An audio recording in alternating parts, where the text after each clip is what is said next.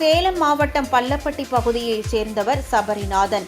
இவர் தனது 6 வயது மகனை பள்ளி பேருந்தில் ஏற்றி விடுவதற்காக பள்ளப்பட்டி பேருந்து நிறுத்தத்திற்கு அழைத்துச் சென்றபோது அங்கு வந்த நபர் ஒருவர் சிறுவனின் கன்னத்தை கிள்ளி முத்தம் கொடுத்துள்ளார்.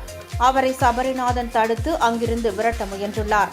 ஆனால் அந்த நபர் தொடர்ந்து சிறுவனுக்கு முத்தம் கொடுக்கவே ஆவேசமடைந்த சபரிநாதன் அந்த நபரை தாக்கியதாக தெரிகிறது. அந்த நபர் அங்கிருந்து தப்பி ஓட முயன்ற போது அவரை துரத்திச் சென்ற சபரிநாதன் மூங்கில் குச்சியால் கொடூரமாக அந்த நபரை தாக்கியதாக கூறப்படுகிறது. தகவல் அறிந்து வந்த பள்ளப்பட்டி போலீசார் இருவரையும் அழைத்துச் சென்று விசாரித்தனர். அப்போது சிறுவனுக்கு முத்தம் கொடுத்தவர் சாமிநாதபுரத்தைச் சேர்ந்த செந்தில்குமார் என்பதும் அவர் மனநலம் பாதிக்கப்பட்டவர் என்பதும் தெரியவந்தது. இதனையடுத்து சபரிநாதனை போலீசார் கைது செய்து விசாரணை மேற்கொண்டு வருகின்றனர். கைது செய்யப்பட்ட சபரிநாதன் மீது பல குற்ற வழக்குகள் நிலுவையில் உள்ளன என்பது குறிப்பிடத்தக்கது.